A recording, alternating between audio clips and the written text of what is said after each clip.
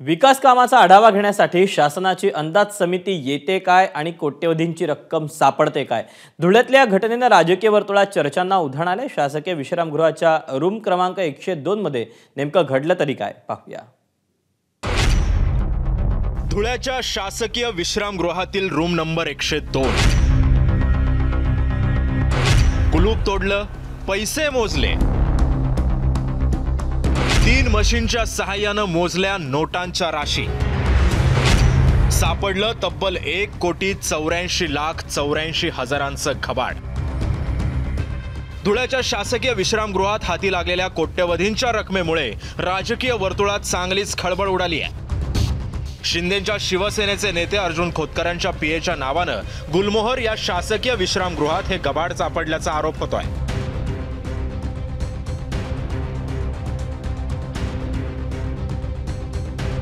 याचा अर्थ असा आहे की फार मोठ्या प्रमाणावर या ठिकाणी पैशांची देवाणघेवाण झाली।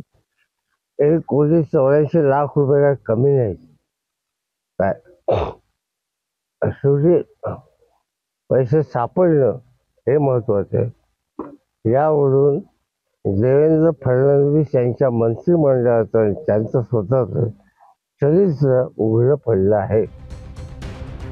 गोटेंच्या तक्रारीनंतर पोलीस विश्रामगृहात पोहोचले आणि रूम नंबर 102चं कुलूप तोडून रात्रभर पैसे मोजण्यात आले। हे पैसे समिती सदस्यांना देण्यासाठी आणल्याचा आरोप गोटेंनी केलाय, तर खोतकरांनी हे सर्व आरोप फेटाळून लावले। पीएच्या नावाने होती, अजिबात नाही, सर्व खोटं येते। माझ्या पीएच्या नावाने नव्हतीच ती। कसं बघता तुम्ही की समिती दौऱ्याला आणि त्यात सगळे पैसे सापडतात? काय षडयंत्र वाटतं की काय वाटतं? हा प्लॅन असू शकता, प्लॅन केलेला आहे, प्लॅन केलेलं सर्व आहे आणि त्यामुळे समितीला आणि सरकारला बदनाम करण्यासाठी केलेलं कारस्थान आहे। संपूर्ण 100% प्लॅन केलेला विषय। धुळे आणि नंदुरबार जिल्ह्यांमध्ये विकास कामांची पाहणी करण्यासाठी जवळपास 11 आमदारांचं शिष्टमंडळ धुळ्यात दाखल झालं होतं।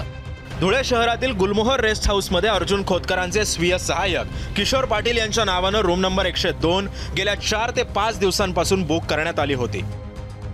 या प्रकरणात ठाकरेंच्या शिवसेनेचे खासदार संजय राऊत यांनी वेगळाच बॉम्ब टाकलाय। 15 कोटी रुपये अंदाज समितीच्या अध्यक्षांना देण्याचा सौदा झाला होता। 15 कोटी रुपये मी फार जबाबदारीने सांगतोय। 5.5 कोटी रुपये जमा झाले आहेत, 10 कोटी रुपये पुढल्या 2 दिवसात जमा होणार आहेत। नाहीतर सर्व ठेकेदारांना ब्लॅकलिस्टमध्ये टाकण्याची धमकी अर्जुन खोतकरांनी दिली। सर्व ठेकेदारांना ब्लॅकलिस्टमध्ये टाकून त्यांच्यावरती गुन्हे दाखल करण्याची शिफारस मी करीन अशी धमकी अर्जुन खोतकर यांनी दिली। तर सत्ताधाऱ्यांनीही हे प्रकरण गांभीर्यानं घेतलंय।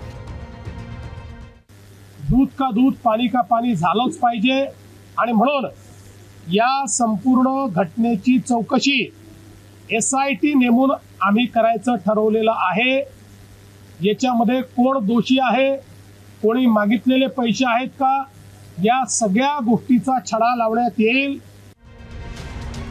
या प्रकरणात अद्याप कोणताही गुन्हा दाखल झालेला नाहीये, मात्र आयकर आणि पोलीस प्रशासनाकडून चौकशीचं आश्वासन पोलीस विभागाच्या वतीनं देण्यात आलंय।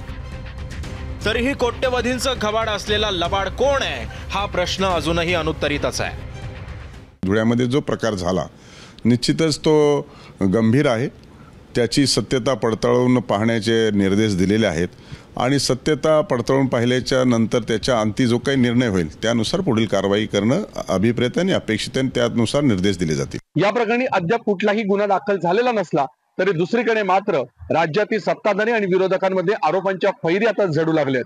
त्याच्यामुळे एकंदरीतच या आरोपांच्या फैरी झडत असल्या तरी दुसरीकडे मात्र हे पैसे कुठून आले, ते कुणाचे आहेत, ते कोणी आणले आणि कशासाठी आले होते हे प्रश्न मात्र अजूनही अनुत्तरित असल्याचं पाहायला मिळत आहे। धनंजय दीक्षित, ABP माझा, धुळे। ABP माझा, उघडा डोळे बघा नीट।